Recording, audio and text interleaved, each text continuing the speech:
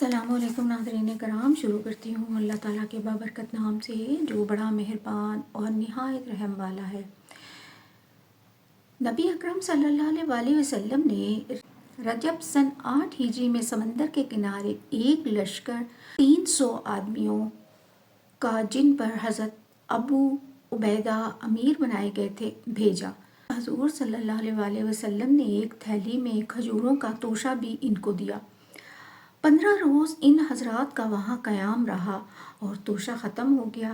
حضرت قیس رضی اللہ تعالیٰ عنہ نے، جو اس قافلے میں تھے، مدینہ منورہ میں قیمت ادا کرنے کے وعدے پر قافلے والوں سے اونٹ خرید کر ذبح کرنا شروع کیے اور 3 اونٹ روزانہ ذبح کرتے، مگر تیسرے دن امیر قافلہ نے اس خیال سے کہ سواریاں ختم ہو گئیں تو واپسی بھی مشکل ہو جائے گی، ذبح کی ممانعت کی اور سب لوگوں کے پاس اپنی اپنی جو کھجوریں موجود تھیں جمع کر کے ایک تھیلی میں رکھ لیں اور ایک ایک کھجور روزانہ تقسیم فرما دیا کرتے، جس کو چوس کر یہ حضرات پانی پی لیتے اور رات تک کے لیے یہی کھانا تھا۔ کہنے کو مختصر سی بات ہے، مگر لڑائی کے موقع پر جب کہ قوت اور طاقت کی بھی ضرورت ہو، ایک کھجور پر دن بھر گزارا کرنا دل و جگر کی بات ہے۔ چنانچہ حضرت جابر رضی اللہ تعالیٰ عنہ نے جب یہ قصہ لوگوں کو حضور صلی اللہ علیہ وسلم کی بات سنایا تو ایک شاگرد نے عرض کیا کہ حضرت، ایک کھجور کیا کام دیتی ہوگی؟ آپ نے فرمایا، اس کی قدر جب معلوم ہوئی جب وہ بھی نہ رہی کہ اب بجز فاقے کے کچھ نہ تھا، درخت کے خشک پتے جھاڑتے اور پانی میں بھگو کر کھا لیتے۔ مجبوری سب کچھ کرا دیتی ہے اور ہر تنگی کے بعد اللہ جل شانہ کے ہاں سے سہولت ہوتی ہے۔ حق تعالیٰ نے ان تکالیف اور مشقتوں کے بعد سمندر سے ایک مچھلی ان لوگوں کو پہنچائی جس کو عنبر کہتے ہیں۔ اتنی بڑی تھی کہ 18 روز تک یہ حضرات اس میں سے کھاتے رہے اور مدینہ منورہ پہنچنے تک اس کا گوشت توشوں میں ساتھ تھا۔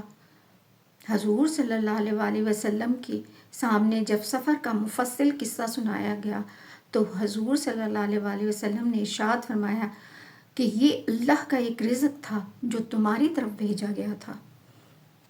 نبی اکرم صلی اللہ علیہ وسلم کی خدمت میں کچھ لوگ حاضر تھے کہ ایک شخص سامنے سے گزرا۔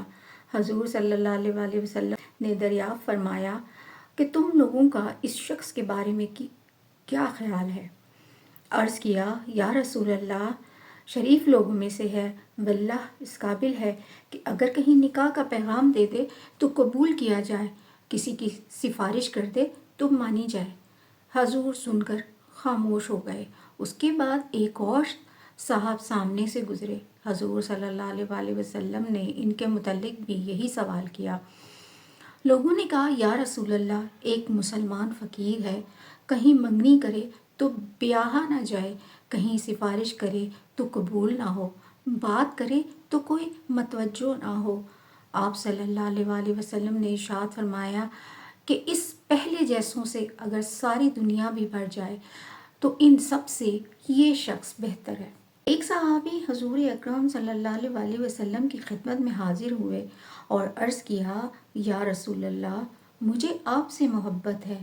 حضور صلی اللہ علیہ وسلم نے فرمایا، دیکھ کیا کہتا ہے۔ انہوں نے پھر یہی عرض کیا کہ مجھے آپ سے محبت ہے۔ حضور صلی اللہ علیہ وسلم نے پھر یہی ارشاد فرمایا۔ جب 3 مرتبہ یہ سوال و جواب ہوا تو حضور صلی اللہ علیہ وسلم نے فرمایا کہ اگر تم اپنی بات میں سچے ہو تو فقر کی اوڑھنے بچھوڑنے کے لیے تیار ہو جاؤ، اس لیے کہ مجھ سے محبت رکھنے والوں کی طرف فقر ایسے زور سے دوڑتا ہے جیسے کہ پانی کی رو نیچان کی طرف دوڑتی ہے۔